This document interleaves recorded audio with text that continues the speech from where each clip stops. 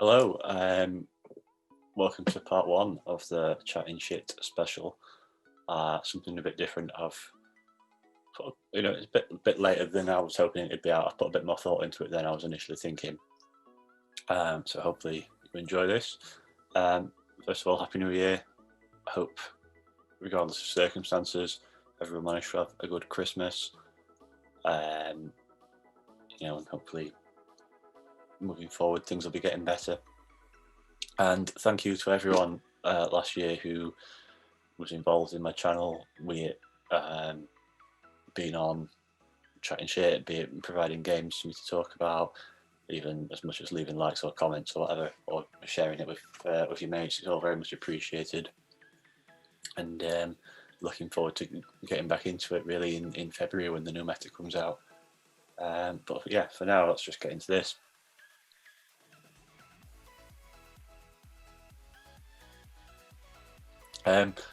So part one, I wanted to look at RPS, rock, paper, scissors, in a more sort of broad sense. I was sort of quite aware, particularly in Nightfall Cup, that people were quite critical of Charm and Razor Leaf, myself included, obviously. And I think so it sort of hit me that perhaps the best way to get people to think about using other things is not to have a go, but it is instead to sort of like try and show the benefits of using other things. So that's what this is going to try and be. Because there's no doubt that things like Shadow Vic and Charm are sort of RPS based mons, and there is absolutely a place for that. And I'll talk about that as well. So hopefully this series of 3 covers it all, really. So yeah, let's talk about RPS really. I guess the sort of typical Pokemon RPS is fire beats grass beats water beats fire. It's the starter Pokemon in the traditional main series games. And in the traditional turn-based system, and I think it's important to consider the context of the main series games, because ultimately the typing system we have and the super effective and resistance system we have was made for those games, and it's sort of been adapted for this. And for those games, we had a speed stat, and so if I had a typing advantage over you and a faster speed, let's say I'm Typhlosion versus your Meganium. I'm faster than you. I'm going to do super effective damage to you. And even if by some miracle you were to attack first, you might have Earthquake, but it's not got the stab boost, so it's not going to kill me. So if I click my Eruption versus at the same time as you click your Earthquake in the traditional games, I'm going to go first because I'm faster, because I'm Typhlosion, and it's faster than Meganium. I have a 50% stab boost, 100% boost because of super effective damage. So your Earthquake, it's not going to come off, because I'm just going to kill you there and then. And so the fact that you've got Earthquake there is completely pointless in that particular scenario. Let's say I have Feraligatr versus your Meganium. Now this is an interesting one because Meganium is faster than Feraligatr. Is faster than Feraligatr stat-wise, but generally speaking, within the main series games, competitively, Feraligatr will be faster because of IVs and stuff. And I've probably got an Ice Punch, which is stronger than Ice Beam on Feraligatr in the main series game. But without that 50% stab boost, I'm not going to be able to kill you. And you might, so I'll do the Ice Punch, maybe I'll do 65, 70% damage or whatever. And then you'll kill me with an Energy Ball. The best thing for me to do in that scenario would be for me to switch to my Blaze. Would be for me to switch to my Typhlosion. Take the energy ball, maybe 30%, and then I'm faster. And I think that, then I can go for my eruption or whatever as I spoke. And I think that feels to me far more RPS-y than anything, than most matchups that we have in Pokemon Go. Now, things like Charm, Razor Leaf, Mud Boys, perhaps are sort of anomalies in that sense. So I think you can do two main things to avoid RPS really in Pokemon Go, I think. And the first one is sort of use Pokemon that will make your opponent consider shielding before they kill you, even if they have a positive matchup. We don't have a speed stat like we did in the main series game here. We have energy, which is sort of a similar thing. And as long as you can generate energy faster than your opponent, you can put them in a position where before they kill you, they have to choose between shielding or being farmable by your next league, which can give you a huge advantage. So that's one potential way of doing that. And the second thing, and this is why switch advantage is so huge, is using Pokemon that have really good matchups, but not awful bad matchups. So sort of safe swap style Pokemon. And I think, just to give an example of this, I think Frostlass is a really interesting one here because we've just played Nightfall where Frostlass was an amazing safe swap, but that doesn't mean it's bad anywhere else. It's as I'll come into later. Just because it's an excellent safe swap doesn't mean it's useless elsewhere. Quite happy to, you'll always have to use it as a safe swap if it's going to do its job well. So yeah, I think just going back to the Meganium Typhlosion example. So, in the context of Pokemon Go, if you're switching Typhlosion into Meganium, Meganium's probably trapped in at that point. It could be. Obviously, it's ideal to switch out if you can, but if you can't, Typhlosion's probably swapped into Meganium, then you might have got a 2 Vine Whip advantage. And at that point, you can go for Earthquake and you can kill the Typhlosion because Earthquake's a really powerful move, even without stab. You're going to be killing the Typhlosion, as we can see. So you're forcing that shield, and you're not going to get to a second Earthquake before the Typhlosion can farm you down, but you can get a Frenzy Plant and do some chip damage. Now the Typhlosion's got a lot of energy, of course, but you'll be coming in with a Pokemon that's got a positive matchup versus Typhlosion, so you may be able to tank you're probably coming in with something like an Azumarill or an Altaria or something like that. Now, Azumarill has to worry about Solarine, of course. But you come in with something, you'll be prepared for this because you can see your opponent's team. You know that Typhlosion's in a possibility. So you might have to spend a shield back because Blast Burn and Solar Beam are really hard hitting moves. But hopefully you'll be coming into something that you can farm the Typhlosion down with, and then you've got a massive energy advantage going into the next game. There's nothing stopping you from just baiting, and then the Typhlosion can't farm you down because if it tries to, you're going to get to an Earthquake and kill it even after it's shielded Frenzy Plant. And I think this sort of versatility is something like, going back to the Shadow Vic, Shadow Vic can't really offer this in this. It's only a particular scenario, isn't it, versus Typhlosion, but let's have a look.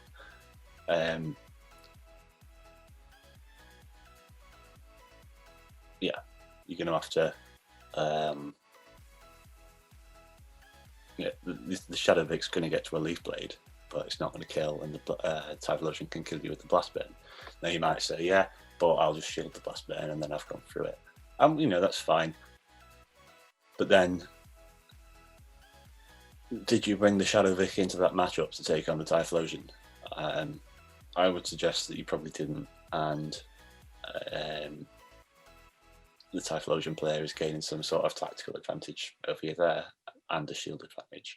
And there's also the possibility that, I think this is far more dangerous, that the Typhlosion player could shield the Leaf Blade, fully farm you, and then come out with the 2 Blast Burns.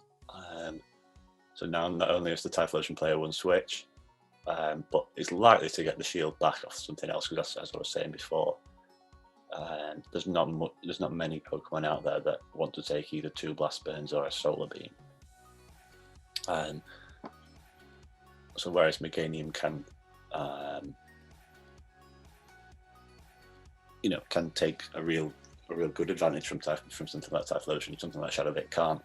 And it's not just a Typhlosion thing. This until recently, so this is a sim with Meganium, if 2 Van with Bleed versus a Shadow Ball Marowak. Now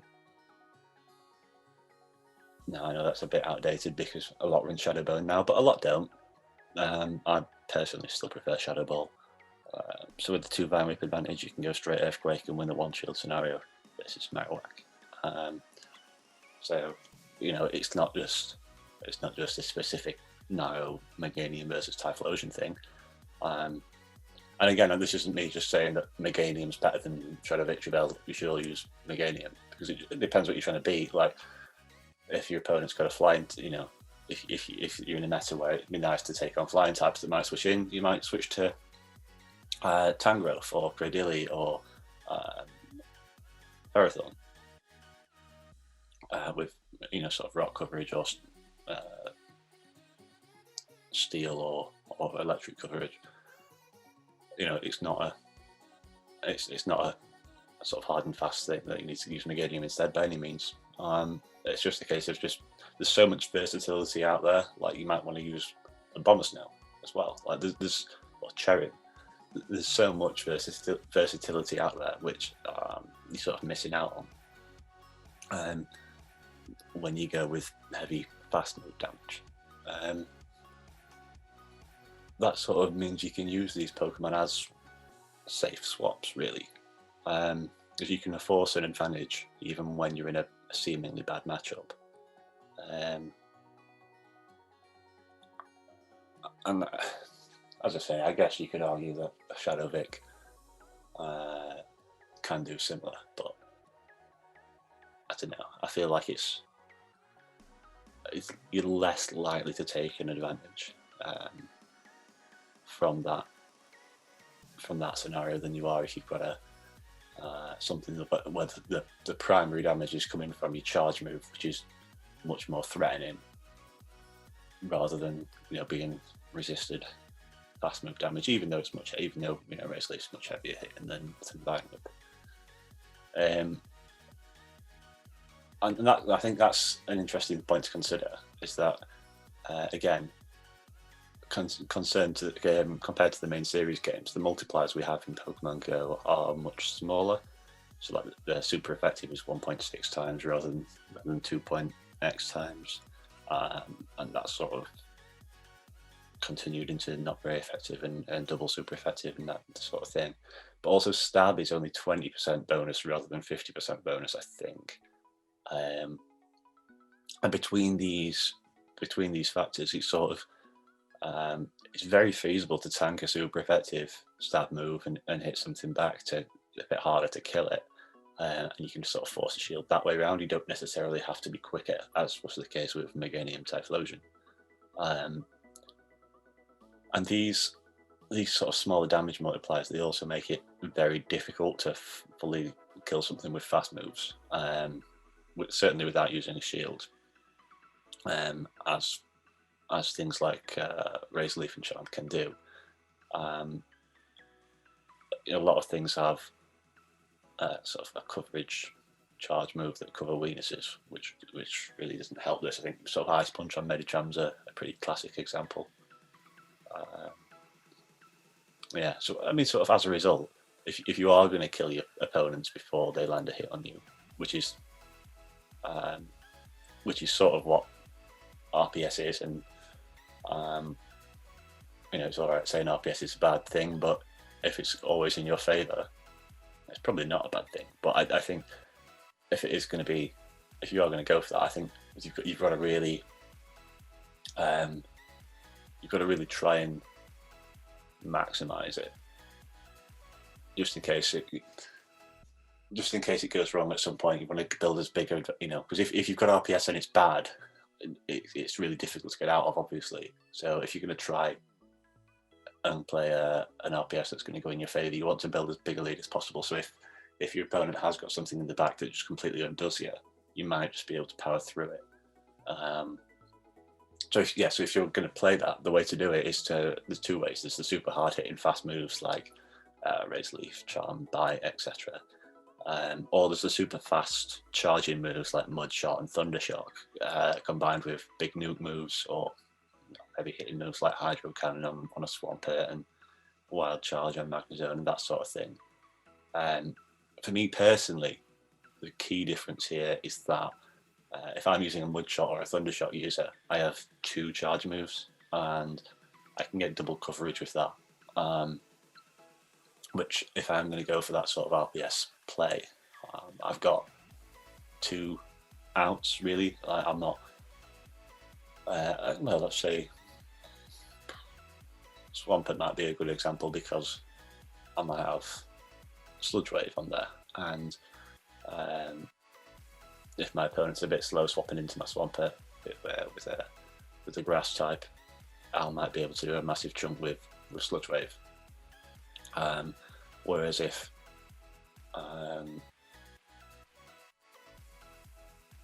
I was more reliant on something like Mud Slap rather than Mud Shot, there's no chance I'm going to get to that Sludge Wave. So there's that way around of looking at it as well.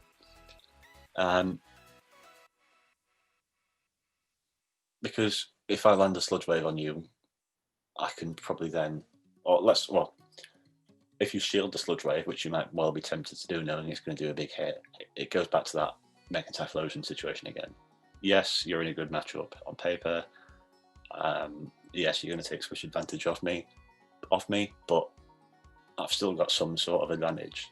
I've got the shield advantage now, potentially, or I've given myself a chance of getting a shield advantage. It's still sort of up to you whether you give me that. But I've got something rather than being just caught up shit creek, really. So I've got a couple of examples from Nightfall which sort of show what I mean and about this, and sort of like how you can use sort of more versatile picks to try and work these things around, really, and safe swaps and that sort of stuff. So yeah, let's have a look. So our lead Stunfisk in this one into Medicham, which is like just about the worst lead going imaginable. But I've got 2 counters in the back to Medicham, one of them being Gallade. So I go to Gallade, and my opponent goes into Noctowl. But because Gallade is so hard hitting and it's got versatile charge moves as a sort of fighting type, I'm going to force the shield off the Noctowl. And so my opponent was trying to beat me to the charge move there, but it hasn't happened. Now I let this through, knowing that now I'm a shield up, and I can trap Noctowl in versus Stunfisk, hard RPS at a shield up. I let the timer go down because what I want to do is I want to try and tempt him into switching into the Medicham, so I can trap the Medicham as well with Frostlass. So I'm going to let the charge move through because there's nothing we can do really. First with Sidekick, possibly trying to get the defense drop, I don't know. So I charge up to my full energy, knowing that if this kills him, then I'm going to be close to getting an Earthquake off of Medicham. And then I'm a shield up as well with Frostlass. If it survives, so I'm just going to keep farming.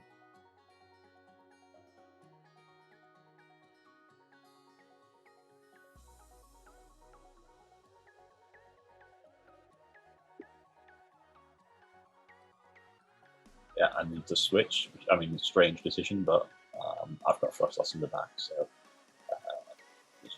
it's game over now, really, to be honest. Yeah, shield, thinking it might be side pick. Over farm a little bit and get the shadow balls.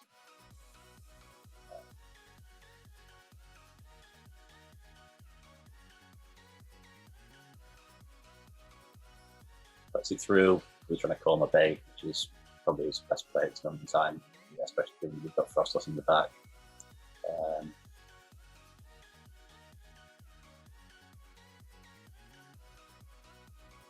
Again, trying to call my bait, which is the only play, and then yeah, stuck with Sal. So, despite a horrendous lead there, because I was able to use a sort of a safe swap that was versatile, that paired well with my lead and caused my lead to be able to, I was able to definitely get that shield and then stick my opponent in RPS beyond that with a shield advantage. I was able to overcome it. This example is a bit different. So I lead Frostlass into Noctowl, so it's a good lead for me. So my opponent's going to do a safe swap. Goes into Lapras. Now I have no counter user here, so anything I switch in is going to die. So I have to go for a Shadow Ball to get some chip damage first before I switch. Now this is what I mean about using versatile mons. So something like if I had Cast Form rather than Frostlass in this situation, I would have been screwed. But because I've got Frostlass, which has got a nice hard-hitting neutral move, I can go for that, then switch to maintain switch advantage. Again, I choose to go to Gallade. I'm going to have to shield here before I can farm down. So I'm expecting something like I'm expecting Noctowl to come in. But again, because I can hit so hard and because I sort of feel like I'm going to get a shield out of him. I mean, I choose to go for a bait here, which is a silly play, really. I should just be going for close combat. So yeah, he doesn't get the. I don't get the shield. Again, I panic. I should be going for close combat, but I'm thinking, let's try and get that shield out of him, and I get it here. So, I've still managed to maintain. Switch advantage fairly comfortably, despite having no answer for his safe swap, because my lead was a versatile pick. Now, both my Pokemon in the back are good answers to Noctowl. And again, Venusaur's pretty versatile here because with the energy lead, I can't switch Frostlass into it. So I'm just going to go with Stunfisk to either to get the big damage or force a shield. I shield Noctowl, knowing that Stunfisk with all that health will take on Noctowl easily. Yeah, and that's game. So, despite my opponent did all the right things, really, I think, but because I had the Frostlass with the versatile moveset that it has, I was able to stop his safe switch from flipping switch advantage around them, which is important.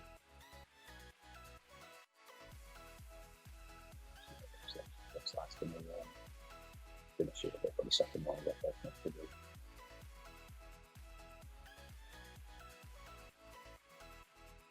And this is what I mean. There's no more RPS matchups, or there's fewer more RPS matchups in the game than Stunfisk versus Noctowl.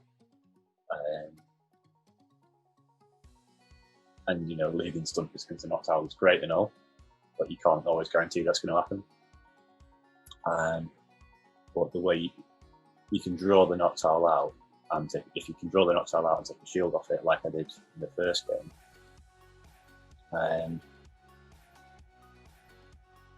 you're really maximising your advantages there, because you're taking a shield advantage from the Gallade, and then you're trapping the Noctowl in versus Stunfisk, and you're going to be able to farm it.